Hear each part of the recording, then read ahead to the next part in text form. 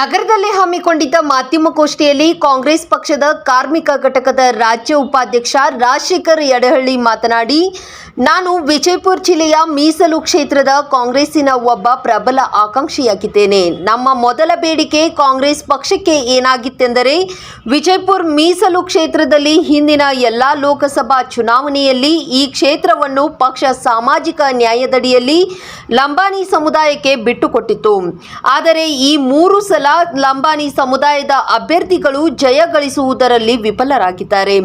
ಆದುದರಿಂದ ಈ ಬಾರಿ ಚುನಾವಣೆಯಲ್ಲಿ ಪಕ್ಷ ದಲಿತರಲ್ಲಿ ಪ್ರಬಲವಾದಂತಹ ಬಲಗೈ ಸಮುದಾಯಕ್ಕೆ ಟಿಕೆಟ್ ನೀಡಿದ್ದೇ ಆದಲ್ಲಿ ಈ ಬಾರಿ ನಾವು ಕಾಂಗ್ರೆಸ್ ಪಕ್ಷದ ಅಭ್ಯರ್ಥಿಯನ್ನು ಲೋಕಸಭೆಗೆ ವಿಜಯಪುರದಿಂದ ಕಳಿಸಲು ಸಾಧ್ಯವಿದೆ ಎಂದು ಎಲ್ಲಾ ಮಟ್ಟದಲ್ಲಿ ಚಿಂತನೆ ನಡೆದಿರುವುದಾಗಿ ತಿಳಿಸಿದರು. ಪಿಯುಸಿ ಪಾಸ್ ಆದವರಿಗೆ ಇಲ್ಲಿದೆ ಸದಾವಕಾಶ. ಇನಾಮದಾರ್ ಫಾರ್ಮಸಿ ಕಾಲೇಜಿನಲ್ಲಿ 2023-24ನೇ ಸಾಲಿನ ಪ್ರವೇಶಾತಿಗಳು ಈಗಾಗಲೇ ಪ್ರಾರಂಭವಾಗಿದ್ದು ಕಡಿಮೆ ದರದಲ್ಲಿ ಪ್ರವೇಶ ಲಭ್ಯವಿದೆ. ಕಳೆದ ಸಾಲಿನ ಫಲಿತಾಂಶ 100ಕ್ಕೆ 100ರಷ್ಟಿದ್ದು ವಿದ್ಯಾರ್ಥಿನಿಯರಿಗಾಗಿ ವಸತಿ ಸೌಲಭ್ಯವಿದೆ. ವಿದ್ಯಾರ್ಥಿಗಳು ಈ ಅವಕಾಶದ ಸದುಪಯೋಗ ಪಡೆದುಕೊಳ್ಳಲು ಆದಷ್ಟು ಬೇಗ ಪ್ರವೇಶ ಪಡೆಯಬೇಕು. ಇನ್ನು ಕೇವಲ 10 ಸೀಟ್ಗಳು ಮಾತ್ರ ಖಾಲಿ ಇದ್ದು ಆಸಕ್ತಿ ಉಳ್ಳ ವಿದ್ಯಾರ್ಥಿಗಳು ಕೂಡಲೇ ಅರ್ಜಿ ಸಲ್ಲಿಸಬಹುದು. ಅರ್ಜಿ ಸಲ್ಲಿಸಲು 4/3/2024ರಂದು ಕೊನೆಯ ದಿನವಾಗಿದೆ. ಹಾಗಾದ್ರೆ ಇನ್ನೇಕೆ ತಡ? 9538786786ಗೆ ಅಥವಾ 7338543124ಗೆ ಕರೆ ಮಾಡಿ ಇನ್ನಷ್ಟು ಮಾಹಿತಿಯೊಂದಿಗೆ ಹಿಂದೆ ಪ್ರವೇಶಾತಿ ಪಡೆಯಿರಿ. ನಾನು ರಾಜಶೇಖರ್ ಯಡಹಳ್ಳಿ, ಕಾಂಗ್ರೆಸ್ ಪಕ್ಷದಲ್ಲಿ ರಾಜ್ಯ ಉಪಾಧ್ಯಕ್ಷರು, ಕಾರ್ಮಿಕ ಘಟಕದ ನಾನು ಕೆಲಸ ಮಾಡ್ತಾ ಇದ್ದೀನಿ. ನಾನು ವಿಜಯಪುರ ಜಿಲ್ಲೆಯ ಈ ಮೀಸಲು ಕ್ಷೇತ್ರದ ಕಾಂಗ್ರೆಸ್ಸಿನ ಒಬ್ಬ ಪ್ರಬಲ ಆಕಾಂಕ್ಷಿ ಕೂಡ ಹೌದು. ನಾವು ಹಿಂದೂ ಕೂಡ ತಮ್ಮೆಲ್ಲರನ್ನು ಕರೆದು ಈ ವಿಷಯದಲ್ಲಿ ಮಾತಾಡಿದ್ದಿದೆ. ಆವಾಗಲೂ ಕೂಡ ನಮ್ಮ ಮೊದಲ ಬೇಡಿಕೆ ಕಾಂಗ್ರೆಸ್ ಪಕ್ಷಕ್ಕೆ ಏನಾಗಿತ್ತಂದರೆ, ವಿಜಯಪುರ ಮೀಸಲು ಕ್ಷೇತ್ರದಲ್ಲಿ ಹಿಂದಿನ ಎಲ್ಲ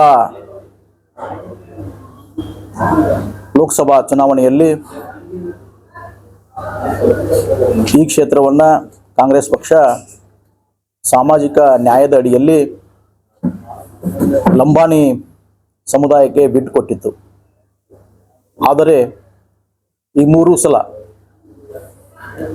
ಲಂಬಾಣಿ ಸಮುದಾಯದ ಅಭ್ಯರ್ಥಿಗಳು ಜಯಗಳಿಸುವಲ್ಲಿ ವಿಫಲರಾಗಿದ್ದಾರೆ. ಆದುದರಿಂದ ಈ ಸಲದ ಚುನಾವಣೆಯಲ್ಲಿ ಕಾಂಗ್ರೆಸ್ ಪಕ್ಷ ದಲಿತರಲ್ಲಿ ಪ್ರಬಲವಾದಂಥ ಈ ಬಲಗೈ ಸಮುದಾಯಕ್ಕೆ ಟಿಕೆಟ್ ನೀಡಿದೆ ಆದಲ್ಲಿ ಈ ಸಲ ನಾವು ಕಾಂಗ್ರೆಸ್ ಪಕ್ಷದ ಅಭ್ಯರ್ಥಿಯನ್ನು ಲೋಕಸಭೆಗೆ ವಿಜಯಪುರದಿಂದ ಕಳಿಸ್ಲಿಕ್ಕೆ ಸಾಧ್ಯ ಇದೆ ಅಂತ ಎಲ್ಲ ಮಟ್ಟದಲ್ಲಿ ಚಿಂತನೆ ನಡೆದಿದೆ. ಅದಕ್ಕಾಗಿ ನಾನು ಒಬ್ಬ ಆಕಾಂಕ್ಷಿಯಾಗಿ ಈಗ ಸುಮಾರು 3-4 ತಿಂಗಳಿಂದ ಎಲ್ಲ ನನ್ನ ಕ್ಷೇತ್ರದಲ್ಲಿ ಪ್ರಮುಖರಿಗೆ ಭೇಟಿಯಾಗೋದಿರಲಿ,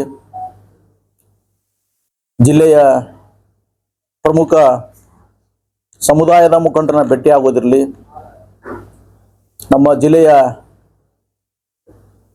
2 ಸಚಿವರುಗಳಿಗೆ ಭೇಟಿಯಾಗೋದಿರಲಿ, ಜೊತೆಗೆ ಎಲ್ಲ ಶಾಸಕರಿಗೆ ಭೇಟಿಯಾಗಿ ನಮ್ಮ ಉಮೇದುಗಾರಿಕೆಯನ್ನು ನಾನು ಪ್ರತಿಪಾದಿಸಿದ್ದೇನೆ.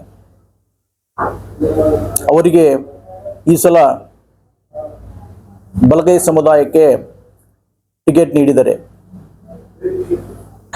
ತಾವೆಲ್ಲರೂ ಕೂಡಿ ಕಾಂಗ್ರೆಸ್ ಪಕ್ಷದ ಒಂದು ಸಂಸದನನ್ನು ಇಲ್ಲಿಂದ ಚುನಾಯಿಸಿ ಕಳಿಸಲಿಕ್ಕೆ ಸಾಧ್ಯ ಇದೆ ಅಂತ ನಾನು ಎಲ್ಲ ಹಿರಿಯರಿಗೆ, ನಮ್ಮ ಸಮುದಾಯದ ಇತರ ಪ್ರಮುಖರ ಜೊತೆಗೂಡಿ, ಅಷ್ಟೇ ಅಲ್ಲ ನಮ್ಮ ಸಮುದಾಯದ ಬೇರೆ ಬೇರೆ ನಾಯಕರನ್ನು ನಾವು ಕರೆದುಕೊಂಡು ಬೆಂಗಳೂರಿಗೆ ಹೋಗಿ ಅಲ್ಲಿ ಮಾನ್ಯ ಮುಖ್ಯಮಂತ್ರಿಗಳು ಇರಬಹುದು, ನಮ್ಮ ಪ್ರಮುಖ ಸಚಿವರುಗಳು ಇರಬಹುದು, ಎಚ್ ಸಿ ಮಾದೇವಪುರ ಇರ್ಬೋದು, ಜಿ ಪರಮೇಶ್ವರ್ ಅವರು ಇರ್ಬೋದು, ಮತ್ತು ಎಂ ಬಿ ಪಾಲ್ ಸಾಹೇಬ್ ಇರ್ಬೋದು, ಶಿವಾನಂದ ಪಾಟೀಲ್ ಸಾಹೇಬ್ ಇರ್ಬೋದು. ಇವೆಲ್ಲರಿಗೂ ಕೂಡ ನಾವು ಈಗಾಗಲೇ ಎರಡೆರಡು ರೌಂಡು ಭೇಟಿಯಾಗಿ ಈ ಸಲ ನೀವು ಬಲಗೈ ಸಮುದಾಯಕ್ಕೆ ಟಿಕೆಟ್ ಕೊಡಬೇಕು, ಜೊತೆಗೆ ನಾನು ಕೂಡ ಒಬ್ಬ ಪ್ರಬಲ ಆಕಾಂಕ್ಷಿ ಆಗಿದ್ದರಿಂದ ನನಗೆ ಟಿಕೆಟ್ ನೀಡಿದರೆ ಈ ಸಲ ಇಲ್ಲಿಂದ ಒಬ್ಬ ಕಾಂಗ್ರೆಸ್ ಸಂಸದನನ್ನು ನಾವು ಆರಿಸಿ ಕಳಿಸಲಿಕ್ಕೆ ಸಾಧ್ಯತೆ. ನಾವು ಈ ಸಂಸದನನ್ನು ಈ ಸಲ ನಾವು ಆರಿಸಿ ಕಳಿಸಿದಲ್ಲಿ ಆದಲ್ಲಿ ನಮ್ಮ ಜಿಲ್ಲೆಯ ಪ್ರಗತಿಗೆ ನಾವು ಸರಿಯಾದ ದಿಕ್ಕಿನಲ್ಲಿ ಕೆಲಸ ಮಾಡ್ತೀನಿ. ನನಗೆ ಸಾಕಷ್ಟು ಅಧಿಕಾರಿಯಾಗಿ ಕೆಲಸ ಮಾಡಿದ ಅನುಭವ ಇರೋದರಿಂದ ನಾನು ಈ ಸಲ ಆರಿಸಿ ಬಂದರೆ ಉತ್ತಮವಾದ ಕೆಲಸವನ್ನು ಮಾಡಿ ನಾನು ಬಿಜಾಪುರ ಜಿಲ್ಲೆಯ ಪ್ರಗತಿಗೆ ನಾನು ಶ್ರಮಿಸ್ತೇನೆ ಅಂಥೇಳಿ ನಮ್ಮ ಎಲ್ಲ ಪ್ರಮುಖರಿಗೆ ನಾವು ಮನವರಿಕೆ ಮಾಡಿಕೊಟ್ಟಿದ್ದೇವೆ. ಬಹಳಷ್ಟು ಜನ ಪ್ರಮುಖರು ನಮಗೆ ಉತ್ತಮ ಸ್ಪಂದನೆಯನ್ನು ನೀಡಿದ್ದಾರೆ, ಉತ್ತಮ ಪ್ರತಿಕ್ರಿಯೆಯನ್ನು ನೀಡಿದ್ದಾರೆ. ಸದ್ಯದಲ್ಲೇ ಟಿಕೆಟ್ ಫೈನಲ್ ಹಂತದಲ್ಲಿ ಇರೋದರಿಂದ ನಾವು ಕೂಡ ಒಂದು ಉತ್ತಮ ಫಲಿತಾಂಶದ ನಿರೀಕ್ಷೆಯಲ್ಲಿದ್ದೇವೆ.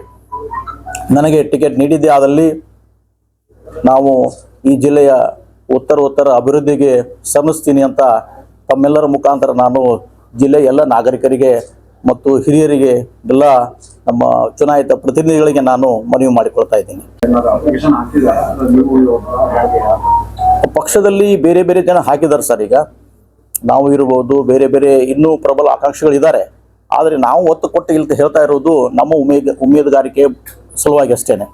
ನಮಗೆ ರೈಟ್ ಕಮ್ಯುನಿಟಿಗೆ ಟಿಕೆಟ್ ಕೊಡಬೇಕು, ಅದರಲ್ಲೂ ನನಗೆ ಟಿಕೆಟ್ ಕೊಟ್ಟರೆ ಈ ಸಲ ಒಬ್ಬ ಸಂಸದನನ್ನು ಇಲ್ಲಿಂದ ಆರಿಸಿ ಕಳಿಸಲಿಕ್ಕೆ ಸಾಧ್ಯ ಇದೆ ಅಂಥೇಳಿ ನಾನು ಎಲ್ಲರಿಗೂ ಮನವರಿಕೆ ಮಾಡಿಕೊಡುವ ಪ್ರಯತ್ನವನ್ನು ಮಾಡಿದ್ದೇವೆ.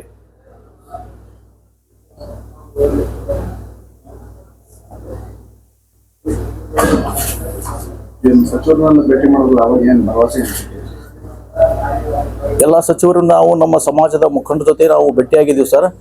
ಅವರು ಕೂಡ ಒಂದು ಉತ್ತಮ ಪ್ರತಿಕ್ರಿಯೆ ನೀಡಿದ್ದಾರೆ.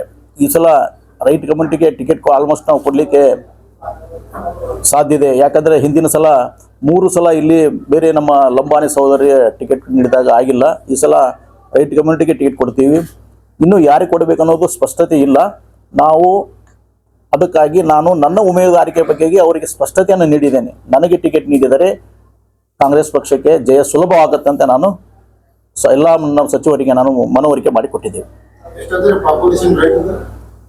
ಸುಮಾರು ನಮ್ಮ ಸಮುದಾಯದ ಪಾಪ್ಯುಲೇಷನ್ ಅಲ್ಲ, ಈಗ ನಮ್ಮ ವೋಟರ್ಸು ಮತದಾರರು ಸುಮಾರು 2 ಲಕ್ಷವರೆಗೆ 2 ಲಕ್ಷಕ್ಕಿಂತ ಹೆಚ್ಚು ಮತದಾರರಿದ್ದಾರೆ ನಮ್ಮ ಜಿಲ್ಲೆಯಲ್ಲಿ ರೈಟ್ಸ್ ಕಮ್ಯುನಿಟಿಯಲ್ಲಿ. ಆದ್ದರಿಂದ ನಾನು ಎಲ್ಲ ನಮ್ಮ ಸಮುದಾಯ ಅಷ್ಟೇ ಅಲ್ಲ, ಎಲ್ಲ ಸಮುದಾಯ ಜೊತೆ ನಾನು ಉತ್ತಮ ಬಾಂಧವ್ಯ ಹೊಂದಿದ್ದರಿಂದ ಮತ್ತು ಕಾಂಗ್ರೆಸ್ ಪಕ್ಷ ಈ ಸಲ ತಮ್ಮ ಪ್ರಣಾಳಿಕೆಯಲ್ಲಿ ಘೋಷಿಸಿದಂತೆ 5 ಗ್ಯಾರಂಟಿಗಳನ್ನು ಜಾರಿಗೆ ತಂದಿದ್ದರಿಂದ ಈ ಸಲ ಕಾಂಗ್ರೆಸ್ ಪಕ್ಷಕ್ಕೆ ಇಲ್ಲಿ ಗೆಲುವಾಗುವ ಸಾಧ್ಯತೆ ಬಹಳ ನಿಚ್ಚಳ ಅಂತ ನಮ್ಮ ಅಭಿಪ್ರಾಯವಾಗಿದೆ.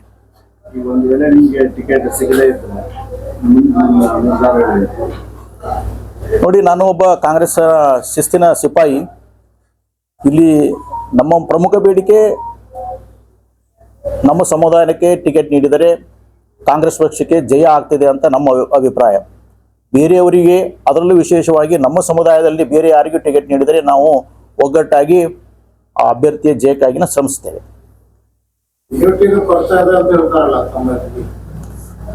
ನಾವು ಎಲ್ಲ ಒಗ್ಗಟ್ಟಾಗಿದ್ದೀವಿ ಸರ್. ಇದು ಪ್ರಜಾಪ್ರಭುತ್ವ ಆಗಿರೋದ್ರಿಂದ ಬಹಳಷ್ಟು ಜನರಿಗೆ ನಾನು ಏನೋ ಆಗಬೇಕು, ನಾನು ಸಮಾಜ ಸೇವೆ ಮಾಡಬೇಕಂತ ಆಸೆ ಇರ್ತದೆ. ಹೀಗಾಗಿ ಬಹಳಷ್ಟು ಜನ ಅಪ್ಲಿಕೇಶನ್ ಕೊಟ್ಟಿರ್ತಾರೆ. ಅವರು ಕೂಡ ಪ್ರಬಲ ಆಕಾಂಕ್ಷಿಗಳಾಗಿರ್ತಾರೆ. ಕೊನೆಗೆ ಯಾರಿಗೆ ಟಿಕೆಟ್ ಸಿಗುತ್ತೆ ಅವಾಗ ನಾವು ಎಲ್ಲ ಸಮುದಾಯದವರು ನಾವು ಎಲ್ಲರೂ ಒಟ್ಟಾಗಿ ಈ ಚುನಾವಣೆ ಎದುರಿಸ್ತೇವೆ. ಯುನಾನಿಮಸ್ ಚಾಯ್ಸ್ ಎಲ್ಲಿ ನನಗನ್ಸ್ಮಟ್ಟಿಗೆ ಯುನಾನಿಮಸ್ ಚಾಯ್ಸ್ ಎಲ್ಲಿ ಯಾವ ಕ್ಷೇತ್ರದ್ದು ಆಗಲ್ಲ ಸರ್. ಎಲ್ಲರೂ ಆಕಾಂಕ್ಷಿಗಳು ಇರ್ತಾರೆ, ಎಲ್ಲರಿಗೂ ತಮ್ಮದೇ ಆದ ರಾಜಕೀಯ ಆಸೆ ಆಕಾಂಕ್ಷೆಗಳು ಇರ್ತವೆ. ಬಟ್ ಟಿಕೆಟ್ ಸಿಗದಿದ್ದ ಪಕ್ಷದಲ್ಲಿ ನಾನು ಹೇಳ್ತೀನಿ, ನಾವು ಯಾರಿಗೆ ಟಿಕೆಟ್ ಸಿಗುತ್ತದೆ, ನಮ್ಮ ಸಮುದಾಯ ಇರ್ಬೋದು ಅಥವಾ ಬೇರೆ ಯಾವ ಸಮುದಾಯಕ್ಕೂ ಟಿಕೆಟ್ ಸಿಕ್ಕರೂ ಕೂಡ ಕಾಂಗ್ರೆಸ್ ಪಕ್ಷದ ಗೆಲುವಿಗಾಗಿ ನಾವು ಶ್ರಮಿಸ್ತೀವಿ. ಅಲ್ಗೂರು ಸಾಹೇಬರು ಅವರು ಕೂಡ ಒಬ್ಬ ಪ್ರಮುಖ ಆಕಾಂಕ್ಷಿ. ಅವರಿಗೆ ನಾವು ಟಿಕೆಟ್ ಸಿಕ್ಕರೂ ಕೂಡ ನಾವು ಎಲ್ಲರೂ ಕೂಡ ಸಮಾಜ ವತಿಯಿಂದ ಎಲ್ಲರೂ ಅವರಿಗೆ ಪರವಾಗಿ ನಾವು ಎಲೆಕ್ಷನ್ ಮಾಡ್ತೀವಿ. ಜಿಲ್ಲಾ ಉಸ್ತುವಾರಿ ಸಚಿವರಿಗೆ ನಾವು ಭೇಟಿಯಾಗಿದಾಗ ಅವರು ಕೂಡ ಆಯಿತು ನೋಡೋಣ, ನಿಮ್ಮದು ಕೂಡ ಉಮೇದುವಾರಿಕೆ ನಮ್ಮ ಮನಸ್ಸಿನಲ್ಲಿದೆ, ನಾವು ನಿರ್ಧಾರ ಮಾಡ್ತೀವಿ ಅಂತ ಹೇಳಿದ್ದಾರೆ. ಇನ್ನಷ್ಟು ಹೆಚ್ಚಿನ ಸುದ್ದಿಗಾಗಿ ನಮ್ಮ ನ್ಯೂಸ್ 11 ಕರ್ನಾಟಕ ಚಾನೆಲ್ಗೆ ಲೈಕ್ ಮಾಡಿ, ಶೇರ್ ಮಾಡಿ, ಸಬ್ಸ್ಕ್ರೈಬ್ ಮಾಡಿ.